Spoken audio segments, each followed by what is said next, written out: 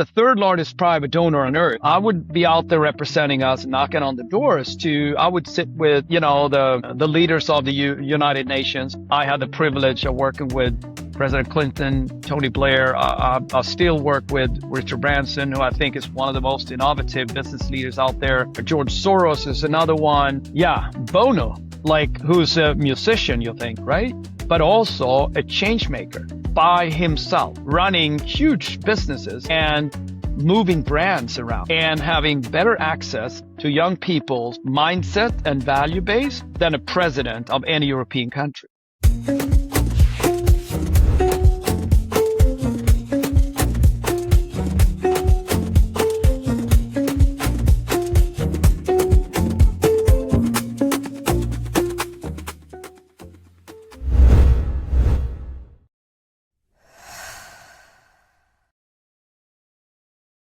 Niclas, it's wonderful having you here today again. Unfortunately, we couldn't record in person, but I'm very excited to have you here in this podcast remote.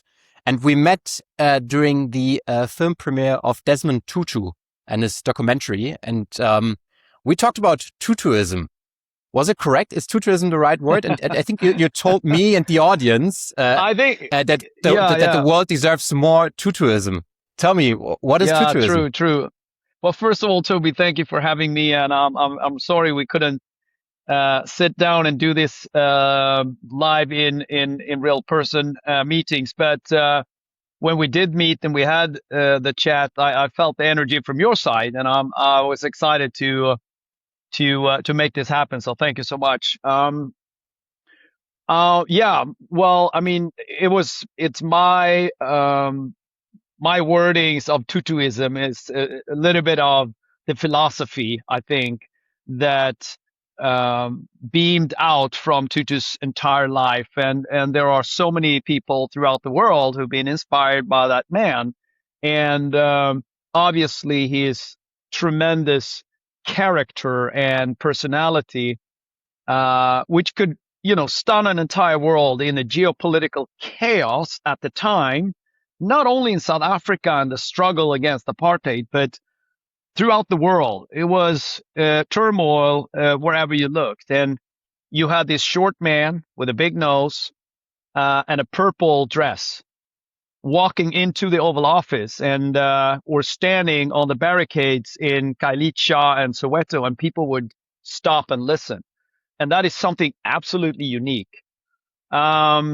I think my take on Tutuism was a little bit of,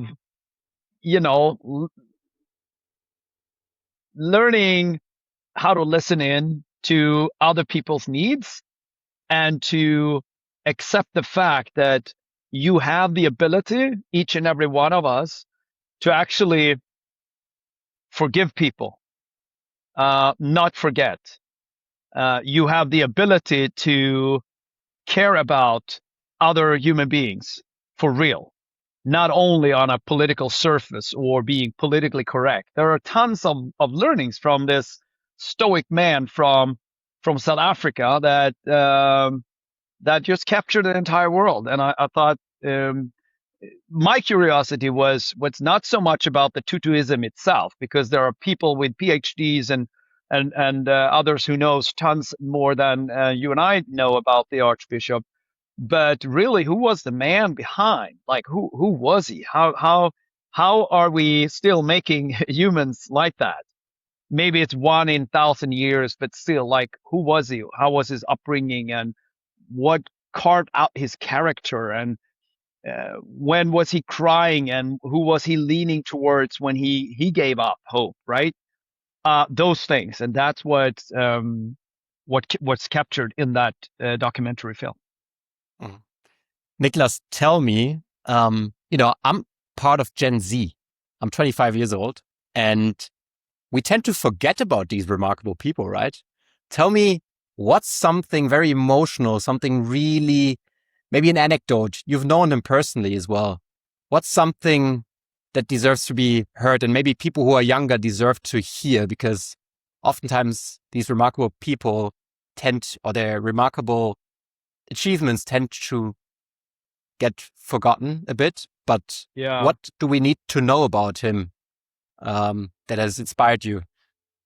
Yeah, I'm not sure I'm the right person to share that with you, but my personal take is there are so many things obviously that are profound around that man, and I did have several decades together with him, and I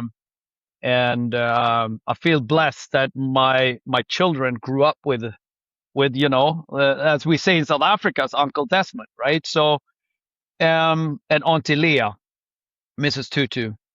I think quite often when we see a leader, we tend to overdo it a little bit, and we tend to share with the world that they are something very specific and very different. So, which means that you're almost distancing them from us as just regular human beings.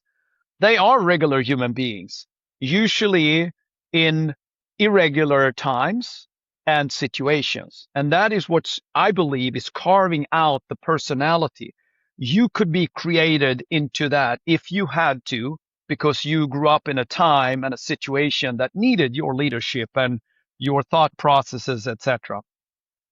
And in the Archbishop Desmond Tutu's life, obviously, the struggle against apartheid was a huge factor.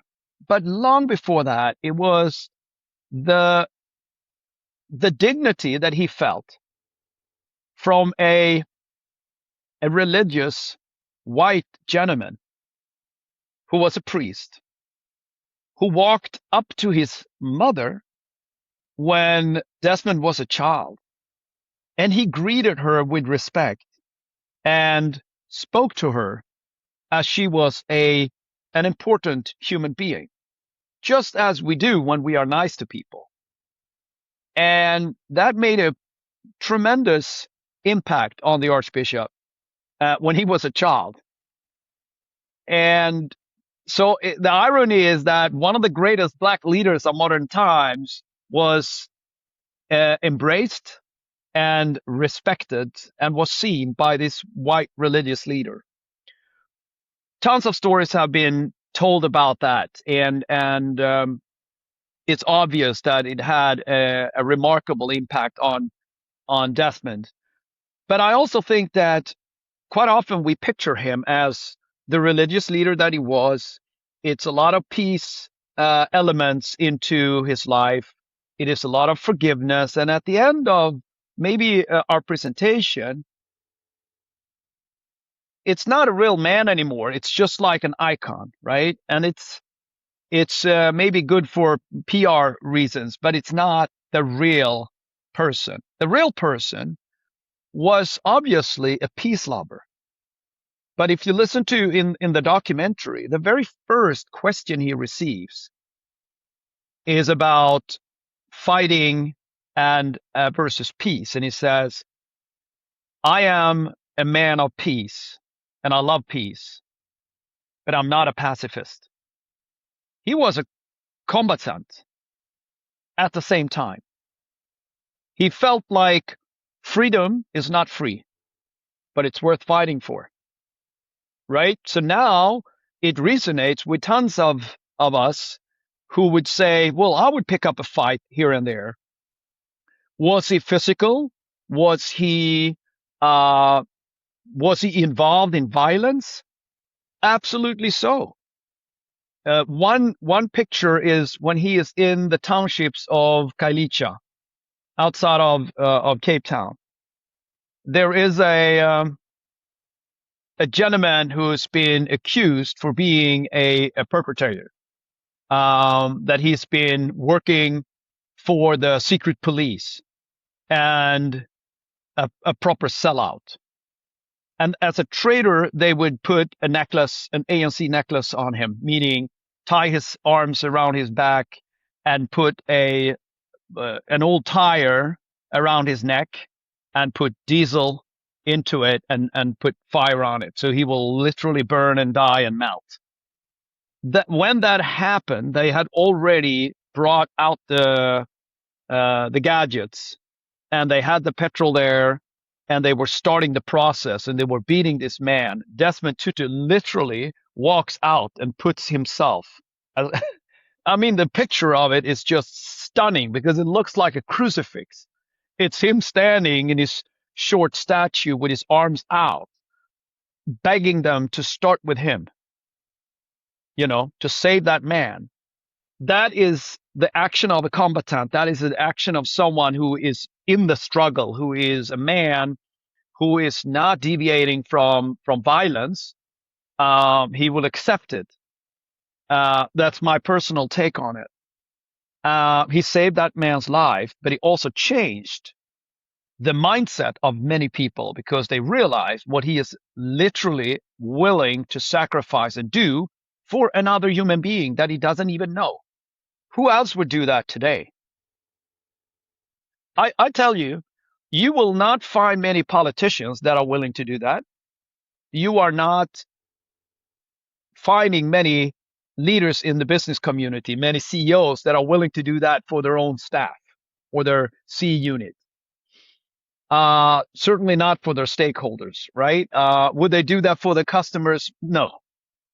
Who would do it? Well, besides a special forces operative who is trained and loyally committed to do that, you have police officers that would do that. And you probably have every single mother and father, if they're out swimming with their children and one is about to drown, they rather drown themselves to save that child. So you will find it in different slots in society, and you will find it in every single family throughout the world. So it's within us, right? We just got to figure out what we are willing to accept and embrace in terms of our own personality and capacity.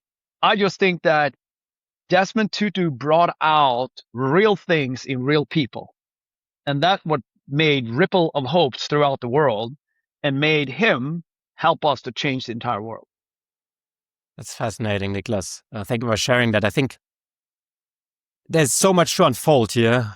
And but I'm wondering, and it also speaks to you that you are dedicating so many words to Desmond Tutu, although we wanted to also talk about yourself.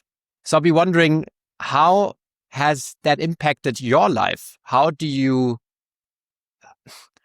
identify with things that he has done, and how do you reflect on it towards your life? What do we need to know from your background that makes maybe Desmond Tutu such an inspirational figure for you personally as well? Well, I have to be very honest with you. The inspiration I received from Desmond Tutu came later in life. Remember, I was born and bred in the great kingdom of Sweden, right? And if I ever write a book, I was thinking of maybe the name of the book would be like, if you really want to see me, close your eyes. Because if you look at me, you might think that, oh, he looks like so and so. Oh, he looks a little bit like the Desmond Tutus of this world, or a fellow combatant in the struggle in the townships of South Africa. But I'm also the son of a Swedish mother, the grandson of a pretty stoic Swedish conservative gentleman, and his father, Lars Johan Peterson, who sent his son in the late 1800s to the University of Technology at Chalmers to study the new innovation of the world, which was electricity. And he was obsessed with, buying land and building out the farm. I mean, I'm the 16th generation, the 15th generation. My children are the 16th generation on the farm.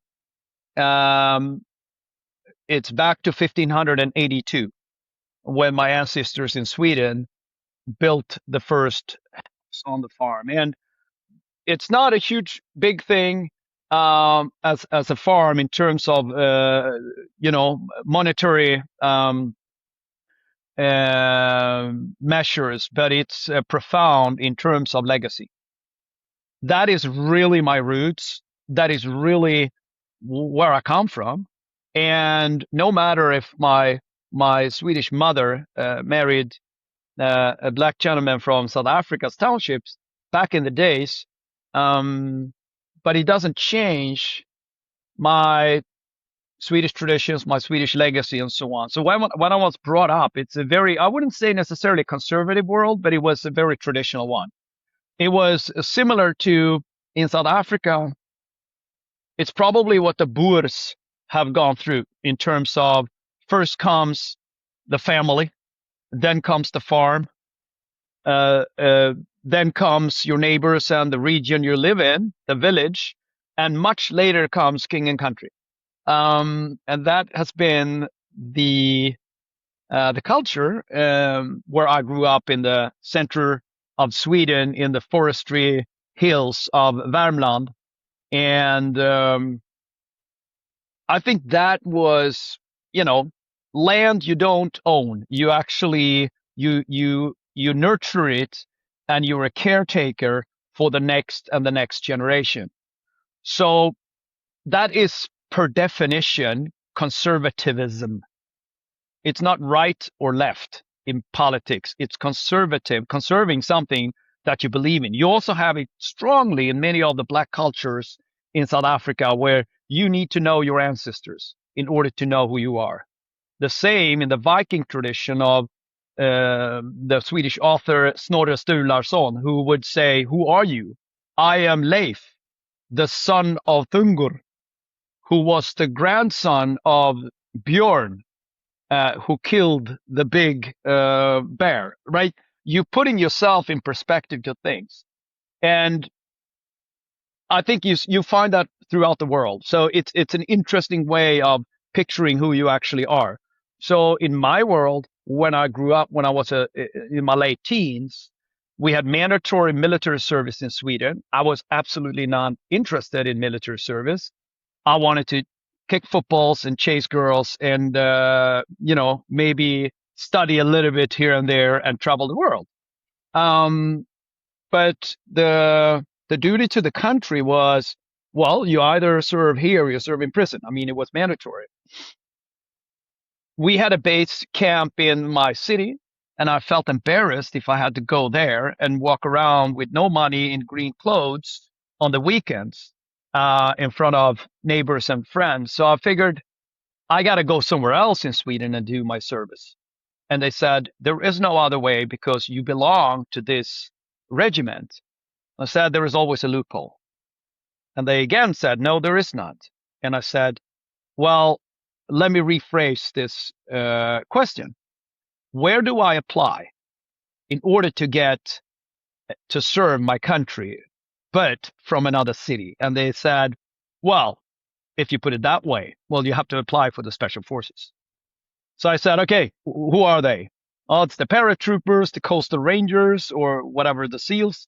And then it's the mountaineers. Alpenjäger, I think you say in the German-speaking countries. I applied to all of them. I was accepted to do the special tests for some days, and I was accepted. As a very short, young, skinny black child with dreadlocks at the time, and I came into the Coastal Rangers. I think those things were profound in my upbringing, learning that level of discipline, learning that what I thought was, what other people would say was far right wing, extreme world, was absolutely not what was told. It was a great camaraderie. I have never seen or shown so much vulnerability as I did with my fellow special forces operatives. The level of diversity in terms of people from all walks of life. One of my closest in the beginning came from a poor farm up north in Sweden where they had reindeers. And another one was a multi-billionaire son from a noble family who, when we graduated, he had to rush off in his tuxedo to a dinner with His Majesty the King. But once we were in the unit, we were deprived of those burdens and benefits, and you were literally your own surname, and you had to build value around that surname by your deeds. And I think that's a lesson that fits well with the way I see, the Desmond Tutus, the Nelson Mandelas, and many other profound leaders, that you have to make something out of yourself and make something out of your life. And when you do, people will recognize you for what you have done, not where you came from. Does that make sense? How? Absolutely, absolutely. It's just, fascinating to hear everything of that. And how has it served you later on? That time in the special forces, how has it served you, shaped you later on in your life? How long did you even do it? So you do a year first, and then you do repeated courses. You come back, and I did at least several times, and you were acting in special missions, etc. Right? And then there is a community, obviously, where a sense of belonging, where you can do other things in society because of this platform. For instance, today I'm deeply involved in helping the Ukrainian people to defend their own freedom and their democracy of their sovereign country, and therefore also Europe. I've been to Ukraine during the war several times. I will go back again. I agree with Desmond Tutu that freedom is not free, but it is worth fighting for. And it's something that, from a democratic perspective, I can now, as an elderly man, do it from another platform where it's more of helping to develop policies, helping the industries to produce safety equipments and interceptors to stop evilness from bombing out civilians, etc. Drones, in example. So yeah, it's opened up. I think I'm much more accepted in those environments today because of what I did when I was young. I don't think that one should maybe not read into much of the training, because it's also a little bit of a what do you call it? A self-proclaimed prophetia, right? That you already bring very, very, very determined young people together. They are quite often smart. They are very determined. They're committed. They are physically good shape. And based on that, out of 5,000 my year, we were 93 that graduated. Obviously, you will have a pretty good group of people when you open the door day one. 150 of us comes in, and then they can shape the groups and the units and the platoons. So it's a little bit of who those individuals were before, but obviously the training and the culture adds to it. I think it was helpful for me that Sweden was not a warmongering country, and we were not participating in many, missions abroad. Today, the world is very different, and Sweden is a part of NATO, and we are participating in every single war zone where the Western world is involved. But yeah, I think the short answer would be the mental knowledge and understanding of myself. The fact that when I'm exhausted as a CEO after 6 months of crisis management or fundraising or traveling throughout the world and working a little bit too many hours, whatever that is, I can compare and I can say, never have I ever been close to being as mentally and physically exhausted as I was in the Swedish Coastal Rangers. So that is obviously helping you to just put your life into perspective. And then you have the optics. Other people will think certain things of you, and maybe it worked against me when I was younger because they would think that, oh, with that label, you are right wing or you're a dangerous person or something, right? But nowadays, when I'm in the boardrooms more, or I sit and do pro bono work for a human rights organization, they just think that I'm committed and I'm a person that maybe will be brave enough to say what I want to say, and that I also keep word.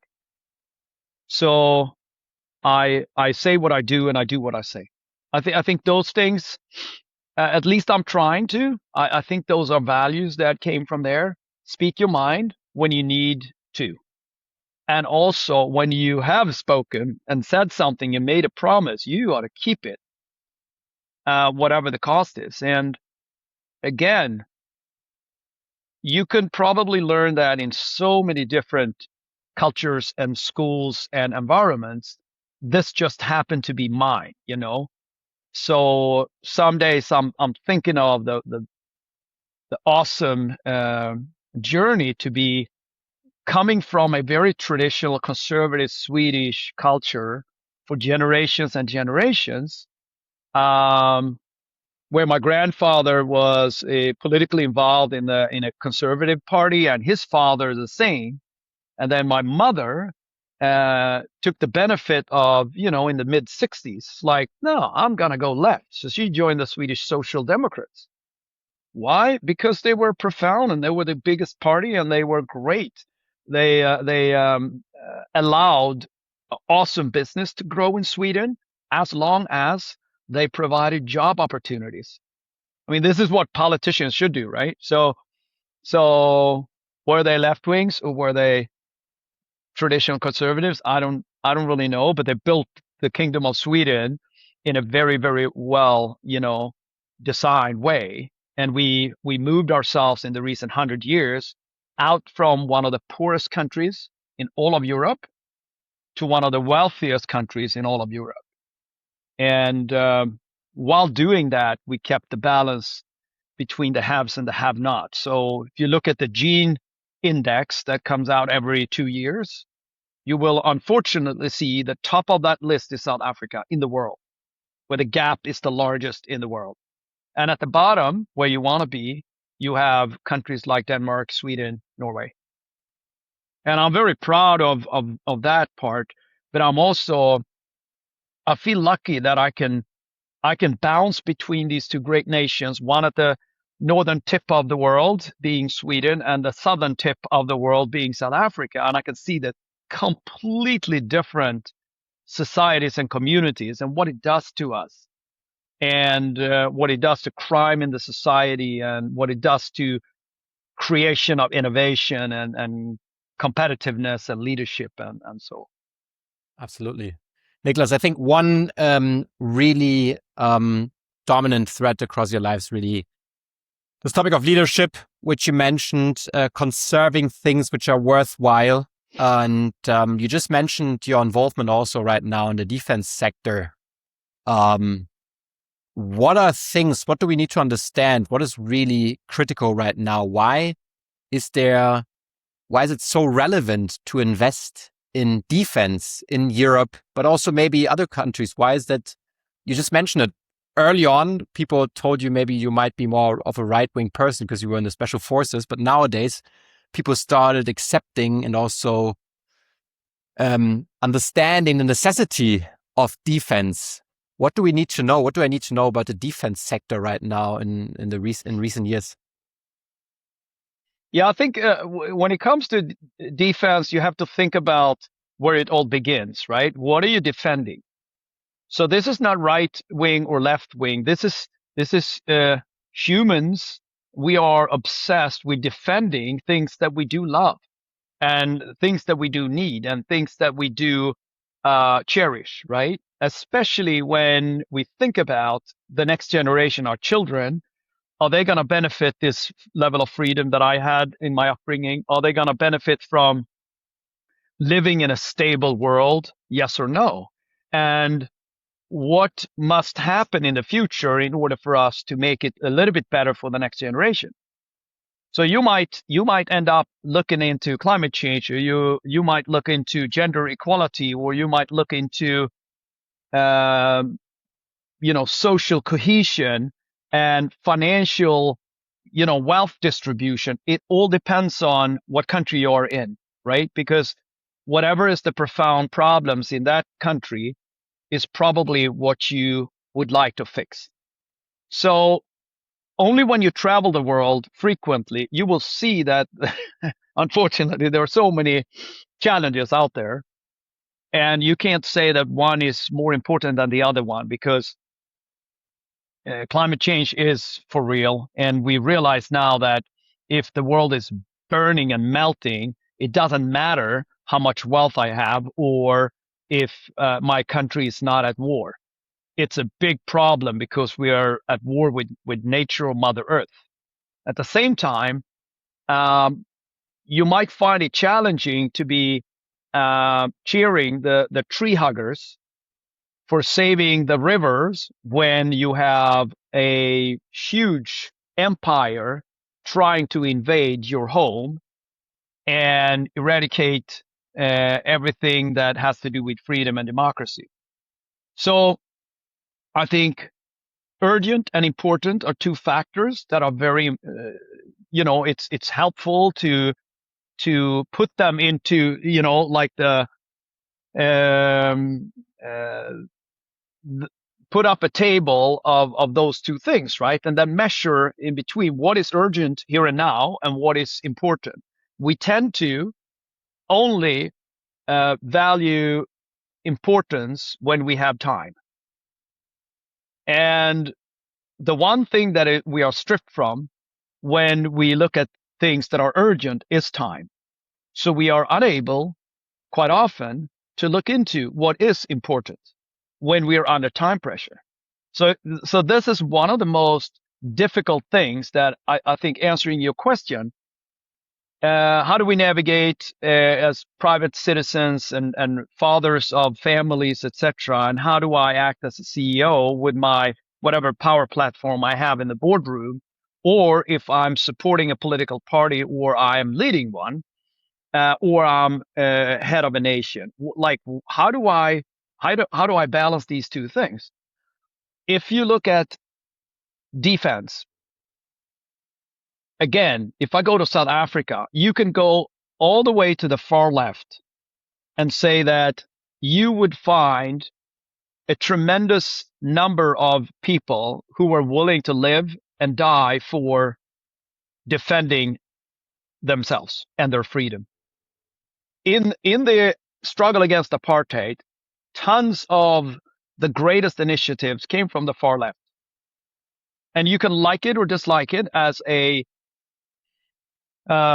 politician or business leaders today, right? But that is the truth, right? You've seen that all over the world, from revolutions, etc., that emerge from the intellectual left. But you can also see it from the conservative side. So I don't think it belongs to left or right at all. I think it belongs to us humans. We just love to be free. I haven't met anyone, I must say, I haven't met any leader anywhere who said, you know what? I really like to be suppressed. I would like to live in a dictatorship, even if I'm not the dictator. I would like to be stripped from my freedom. That is not the case. We love freedom.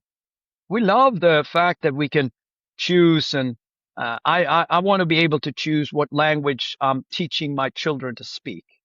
Yep. I would love for my kids to be free to choose their education in the future, or to be able to, build a future for themselves and decide if they want to have a family or not. I mean, those are profound things. So bringing it back from this big, broad, conceptual discussion we're having now to a more narrow one. If I look at the world today, geopolitics is in chaos. And we've been there before in the world. You can say that every empire starts out of it and ends with it. it's geopolitical chaos. And we had it during, the Second World War. We had it during several of the years in the 60s when the struggle against apartheid was strong in South Africa, but you also had civil rights movements in the U.S. There was many countries in the Middle East and in Asia were at war with each other. So it's nothing new, right? You go back to the Romans, the entire world were fighting wars against each other. So if we just accept the fact that unfortunately it is human to fight each other, although we wish that we were more humane, what must we do today? I think resilience is the answer. It is not necessarily the old-fashioned way of spending more money on green men falling down from the sky, but it is to build resilient societies. And how do we do that? Well, obviously you have to have a physical defense around your country or your nation or your people. So that's a given, but you also have to be able to build a robust democratic system inside of your country. So your own people feel that we are one, right? We are willing to fight for each other and defend what we have, and we are willing to share enough with each other so people feel less miserable, right? Otherwise, you will have enemies on the inside and on the outside, and that's a fight you can't win. So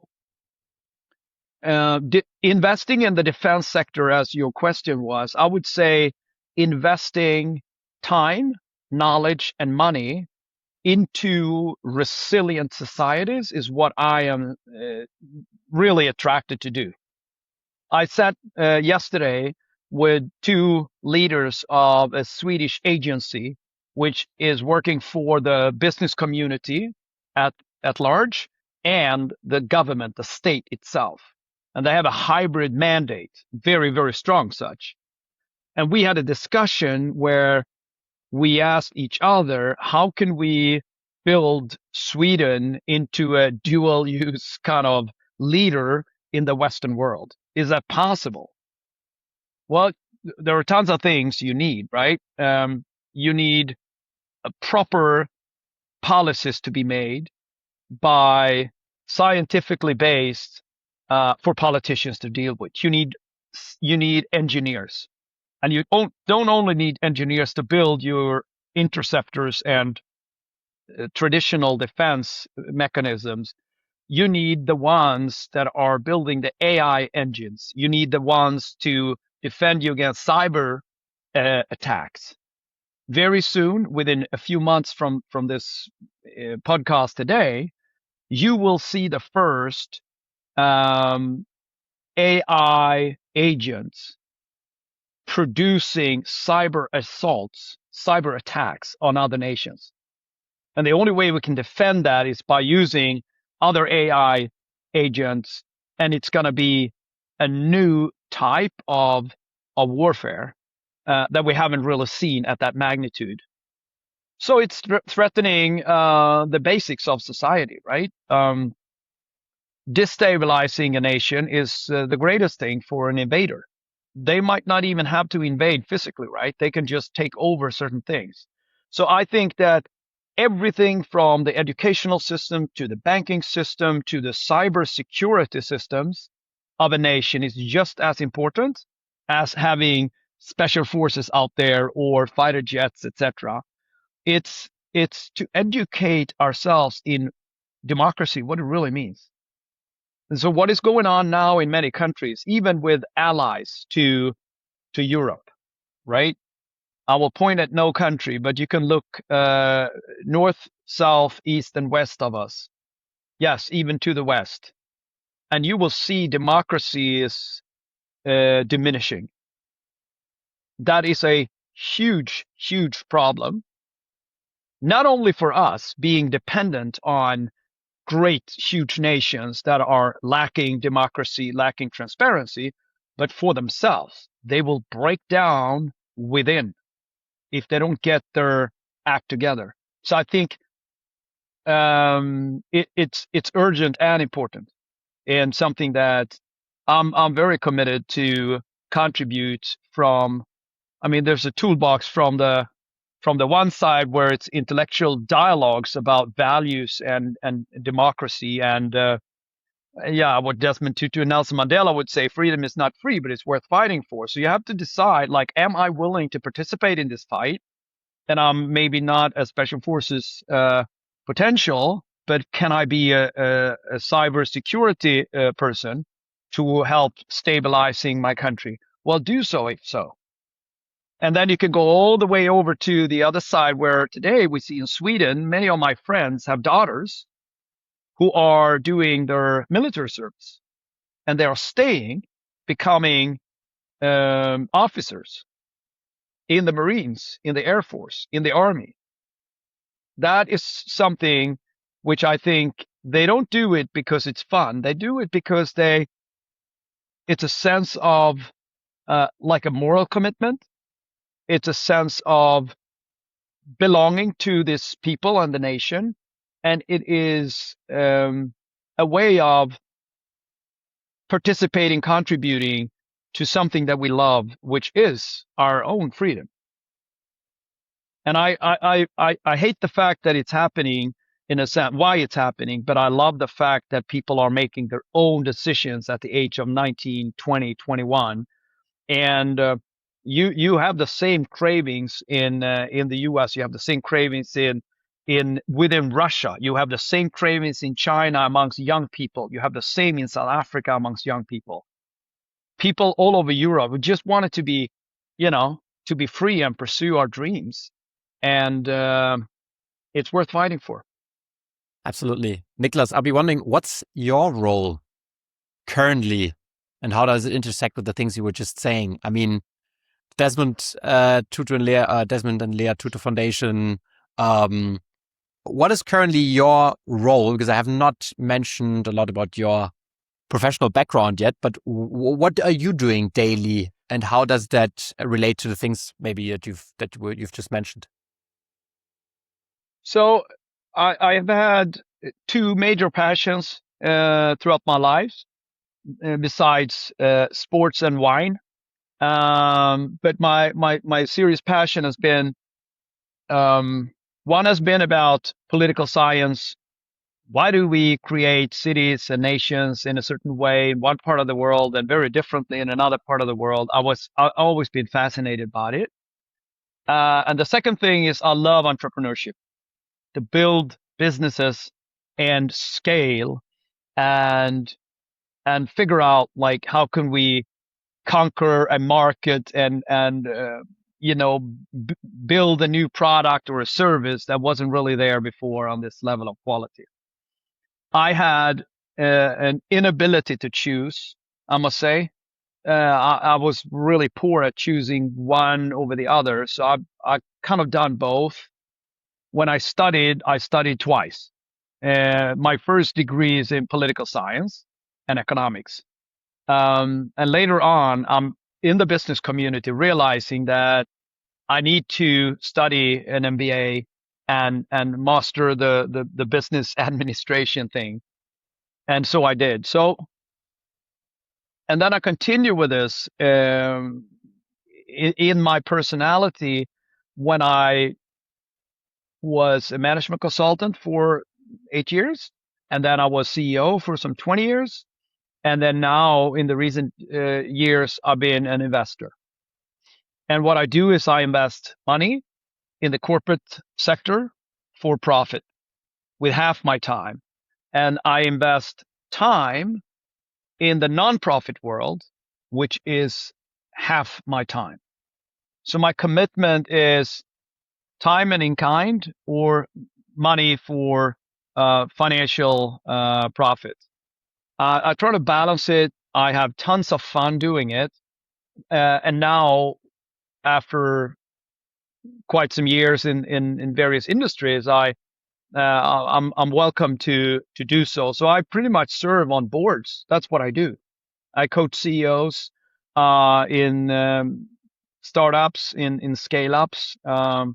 And at the same time, I serve as the chairman, as you said, of Desmond and Leah Tutu's Legacy Foundation. I had a profound task to take over this organization on behalf of Desmond and Leah Tutu, which I take it very seriously.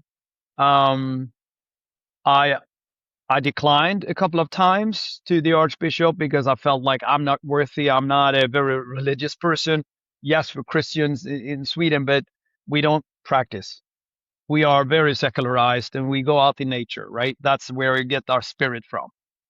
I don't know if it's because of the Vikings, but I am not a pacifist. I'm a trained special forces sniper.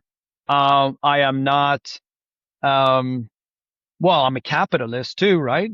I've studied how to make money out of money from universities. And I am not born in South Africa. I was born in colorblind Kingdom of Sweden, right? So, and then Archbishop looked at me and he said, well, I hear you, but you're missing the point. And I said, what is the point, Father? And he said, the point is that you, Niclas, you will never let me down. And he was right in the fact that loyalty has been a big deal for me since my upbringing and all the environments I've been in. And when I commit myself to someone in general, I try to live up to it. When I commit something to Desmond Tutu, you better deliver, because he's got, as he said, mighty friends up there, and he will watch me even when he's dead.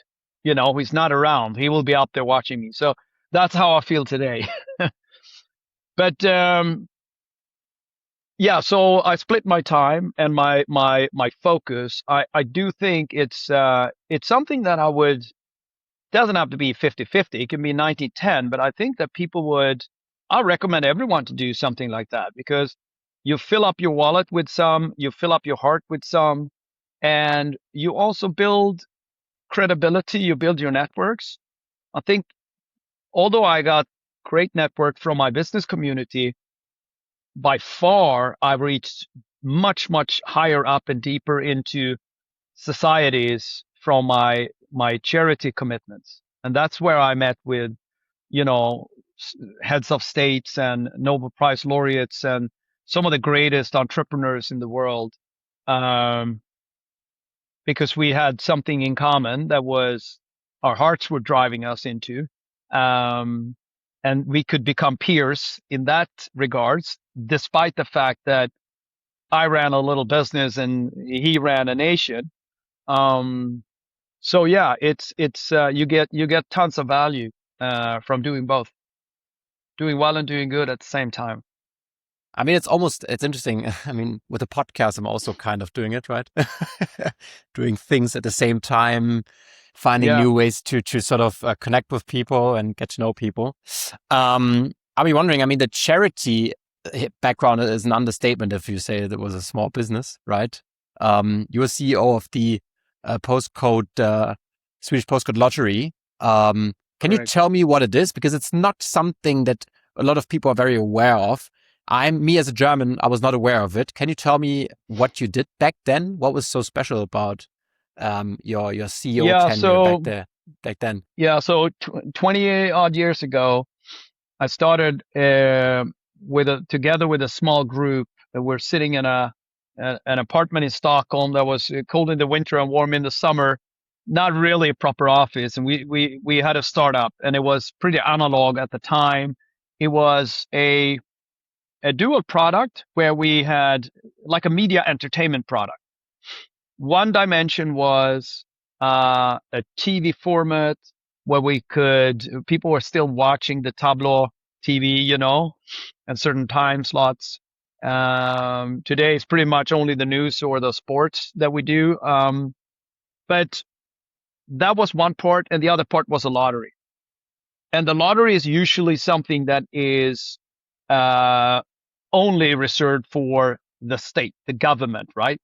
And here I had an opportunity to strike against monopoly. And for me, from an ideological perspective, I absolutely loved it.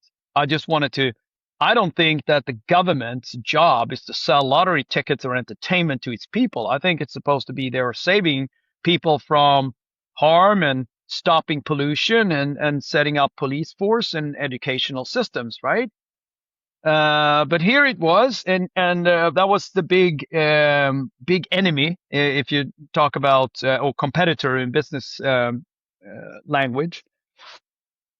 And we started this thing and we scaled it, we digitized it, and it became like a tech-based company fully with a revenue model similar to an insurance company.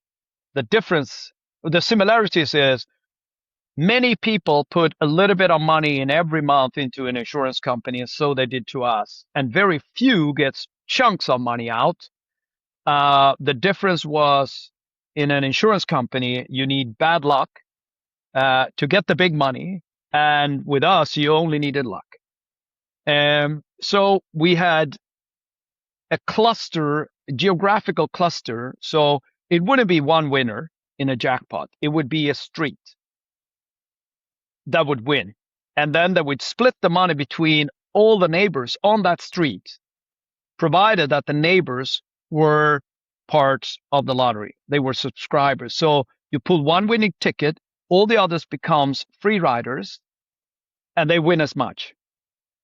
So it's like a solidarity dimension built into the most capitalistic thing you can imagine, where you're clustering tons of money and giving it out to someone that's just lucky. And whoever then would be the neighbor of the neighbors being in the same zip code, they would get maybe a tenth of that jackpot, but it's still a tenth. And they would win that together with all the neighbors in their community. So it would be like a ripple effect. Now, I wish that I was the one that came up with the concept, the idea. It wasn't. It was some of my old friends from Holland who set that up in Holland back in the days. And they had a huge success there, but they never managed to scale it in any other country in the world. So they succeeded in Holland and they failed in other countries, right? Coming to Sweden, I figured when they tried to, apply for a license and our roads kind of, we met in Stockholm, I realized that they have a brilliant concept. And I know my people of Sweden. I really do know, coming from the farm in a small town. And at the same time, I'm living downtown Stockholm and I'm in the business community and I gone to the business schools. And so I know all the layers in the society. We can do this together, and together we did. And we scaled it from 0 to almost €500 million in sales. I'm not talking value. I'm talking top line. Profit margin 40%. We outgrew our competitor who had 50 years advantage on us, and we did it in 5 years. If you look at the joint postcode lotteries in Europe later on, where Holland was one, Sweden, UK, now Germany, Norway, etc., we became the third largest private donor on earth. Because what we did was we capped the private profit to 5-ish%, which is twice of what retail makes. So it's still fair, right? And then we promised that, the rest we got to donate it into impactful organizations that we choose.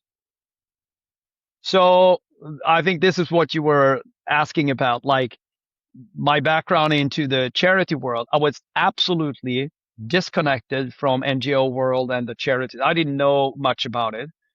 And when the business took off, the leftovers to the charities started growing. And then eventually, after we were on, black numbers and we done our break even and we done the payoff of the business and now we're in profit, economy of scale, that most capitalistic hockey stick thing kicks in.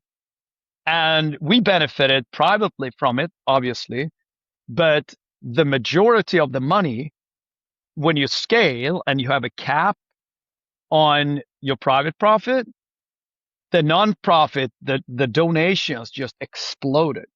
And as the third largest private donor on earth, I would be out there representing us, knocking on the doors I would sit with, the leaders of the United Nations, with the former president of the United States. I would sit with heads of states in Europe, in Germany, Poland, Sweden, Finland, Denmark, UK, you name it. And I would sit with leaders like Nelson Mandela and Desmond Tutu, also for personal reasons, but also where they would do impactful work. I could say, hey, let's co-invest. Like we are literally looking for high quality portfolio with a very capitalistic structure, where you have a portfolio structure like we have in the financial community of funds, low risk fund here and a high risk fund here. That's how we built it. And we had cravings for deal flow. So we would literally, myself and many of my colleagues, would travel the world to many of these functions to figure out, like, where can we find the most innovative, probably high risk, new kind of social businesses or NGOs. And that would be in the high risk small portfolio. And then the big portfolio that was a low risk, we would bring in Save the Children and World Wildlife Foundation and others, who then would be starting to advise corporates on how to become better citizens, right? Which they benefit from through their customers. So it's like a win-win concept. And yeah, you can understand, I built a tremendous network globally. I had the privilege of working with President Clinton, Tony Blair. I still work with Richard Branson, who I think is one of the most innovative business leaders out there, but always with a big heart. Awesome leaders like Nelson Mandela, of course, Kofi Annan. We worked with Aung San Suu Kyi, who was in good standing, and then later on in bad standing, and then she was back in good standing, and then back in bad standing. But we learned a lot from there. George Soros is another one.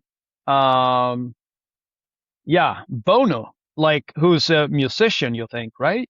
But also a change maker by himself, running huge businesses and moving brands around and having better access to young people's mindset and value base than a president of any European country.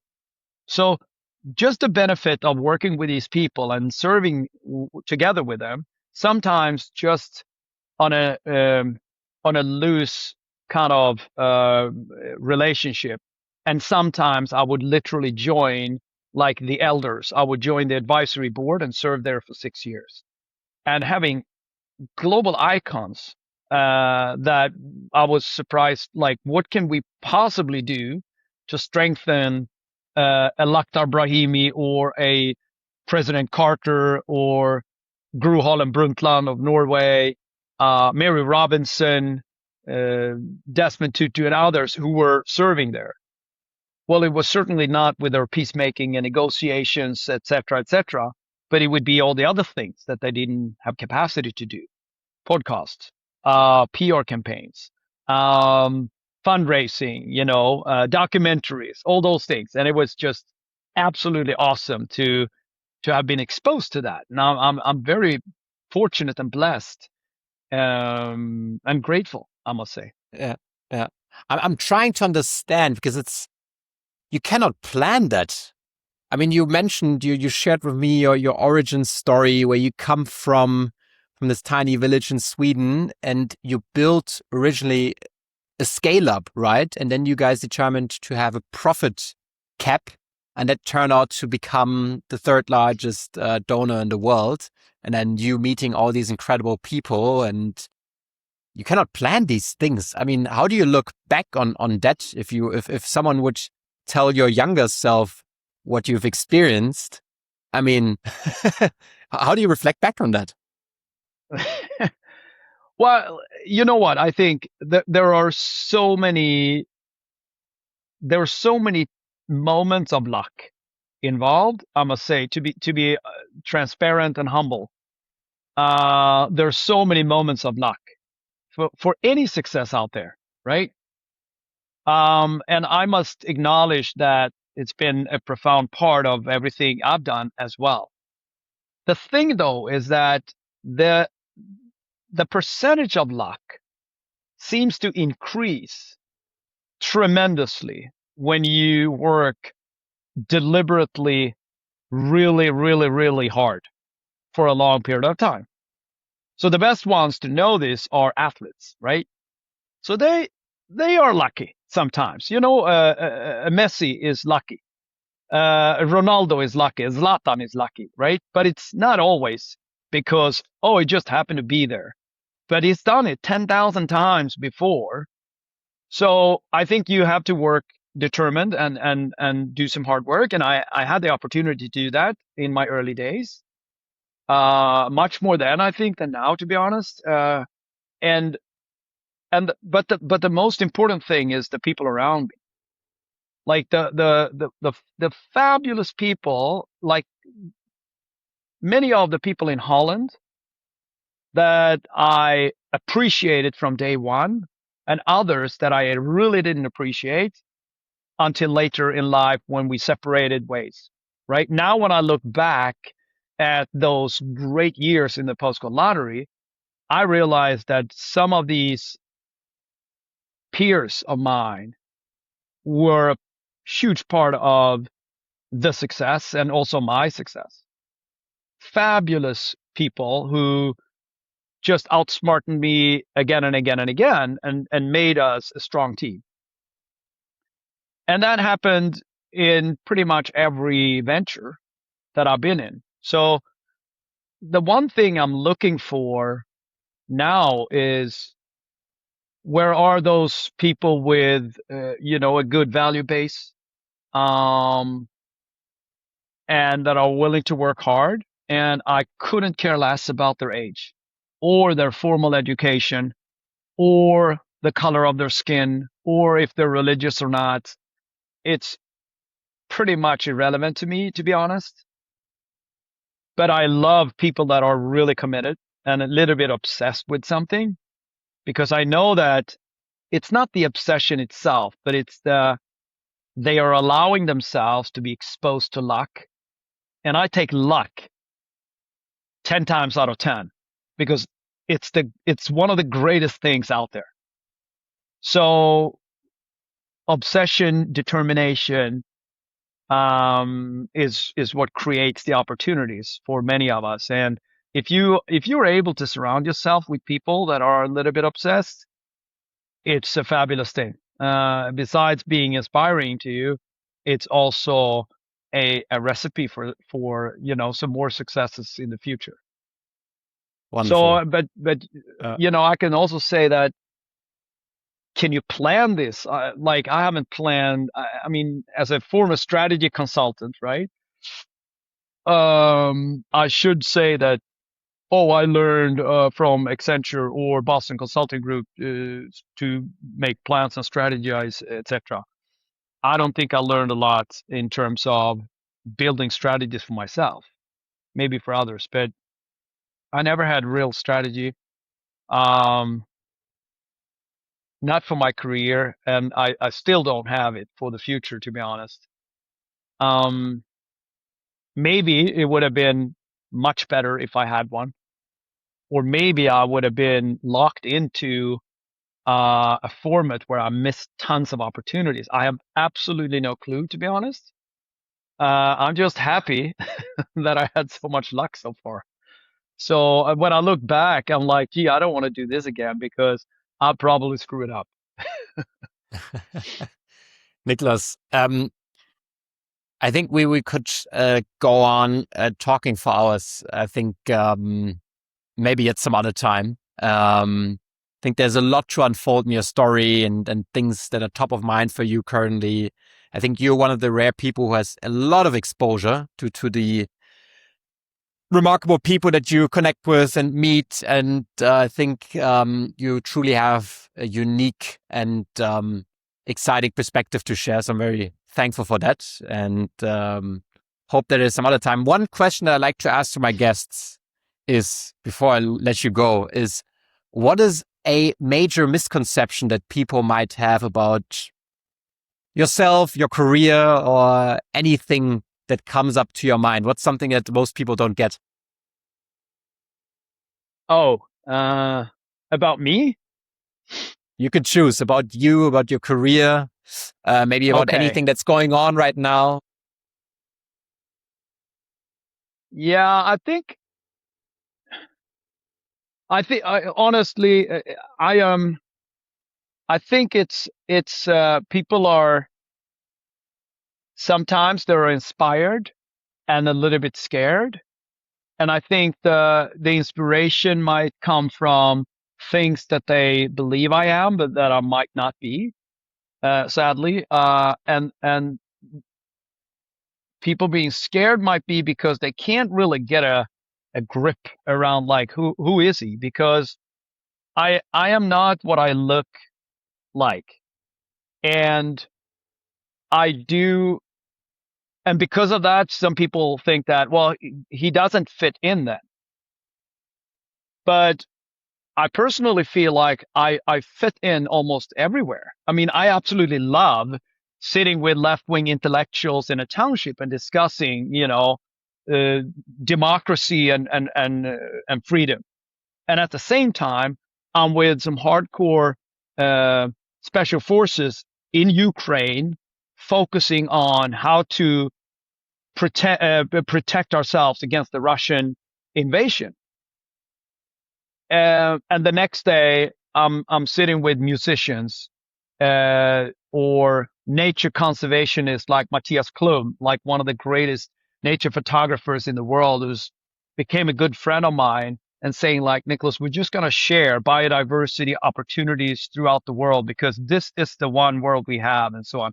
I just feel like personally that I fit in, and a lot of people feel like, well, he's not exactly like us or me, etc. Right? So I think that's it's a little bit like annoying sometimes that I have to limit myself, box myself in, and even in a podcast like this, I might say that the format fits me because it's generous, it has no boundaries and tons of time, but I can be looked upon as I'm a little bit all over the place.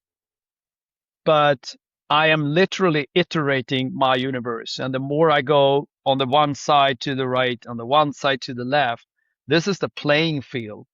So I think that's what I'm trying to create for myself. And then I can decide when I have the playing field set, I can decide where I want to go.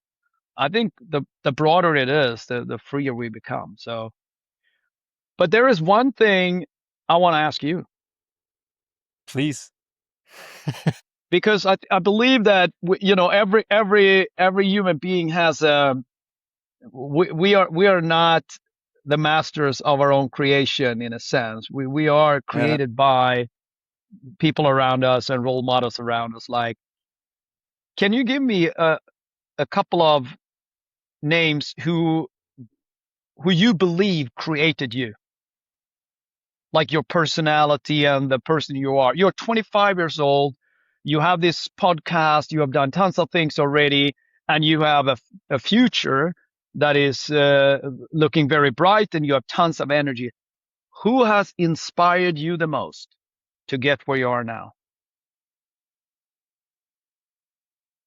I mean, I think I'll tell it to you. I think very important part of that story is, and I've not shared it really publicly, so it's a new announcement. So I had this experience. I was in Los Angeles for a while. So I have this rather conservative background, and I have a loving family.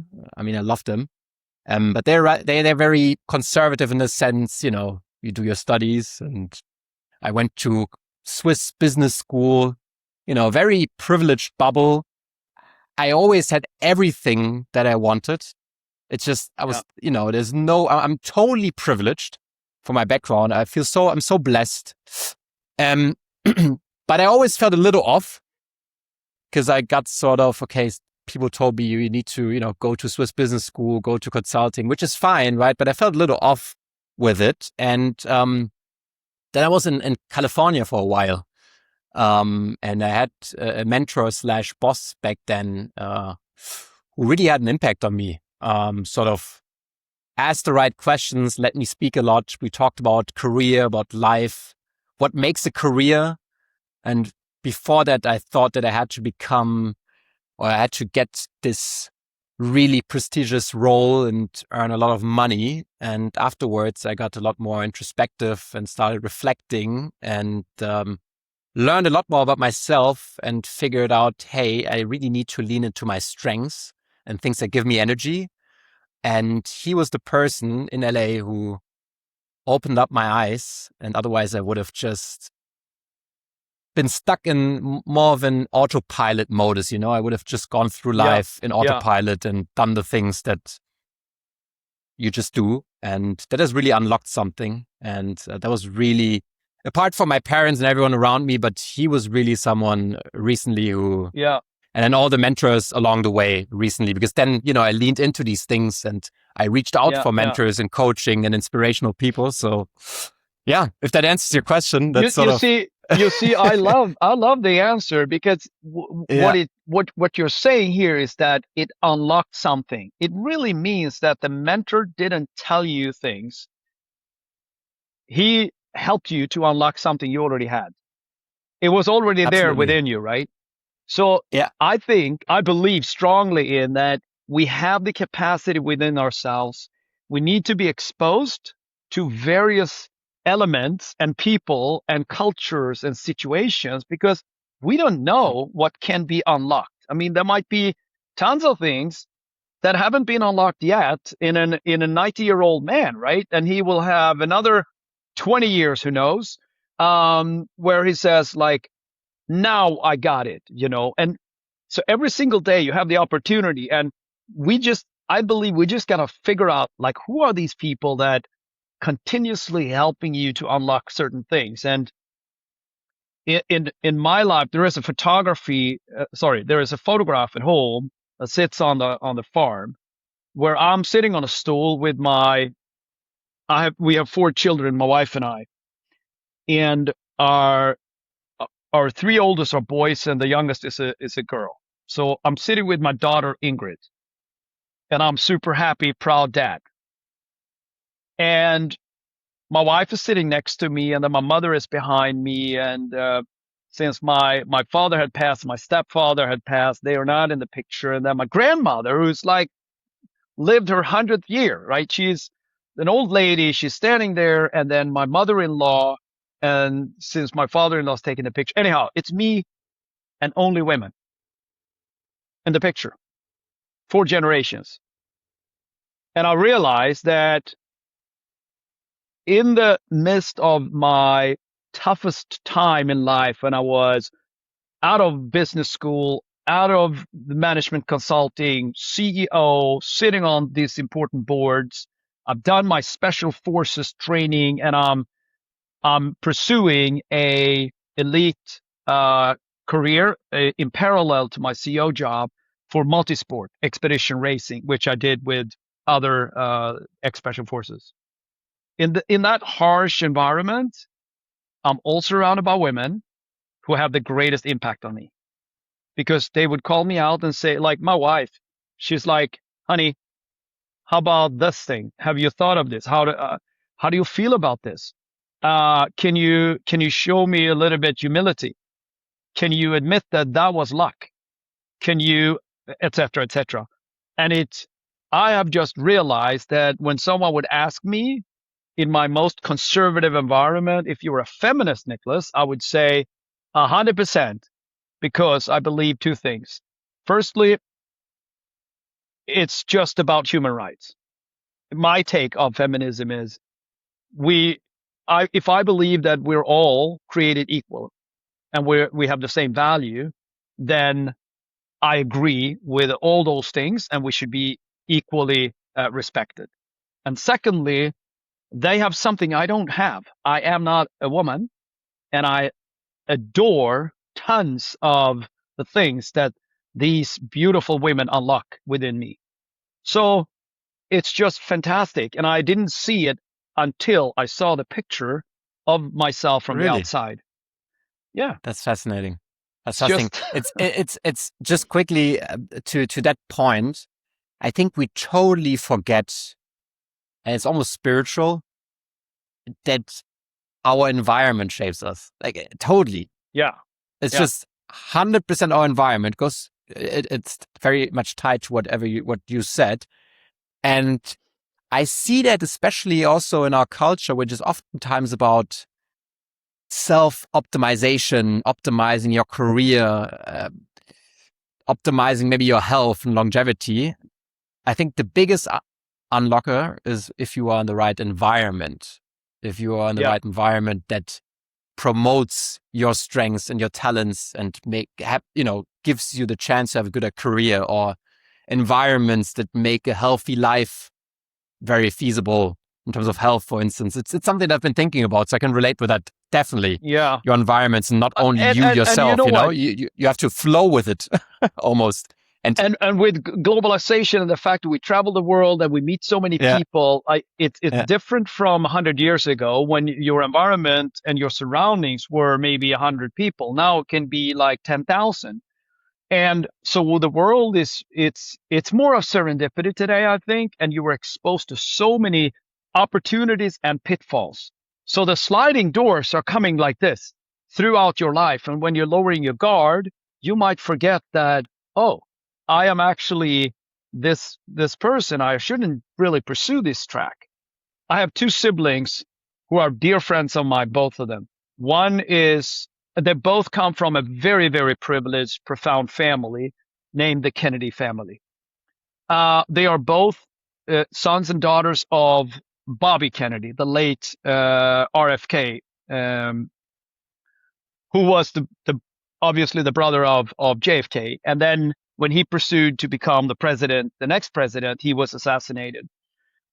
And Kerry Kennedy and Bobby Kennedy, who were very close siblings out of those 11 children that they had, have been my friends for 2 decades.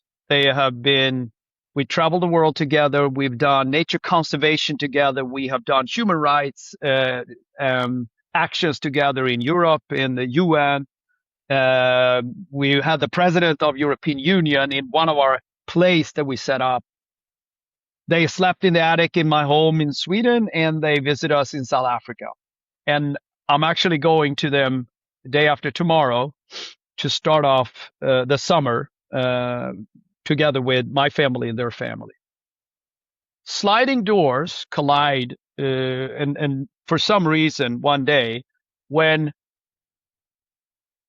both of them seems to be on the same track.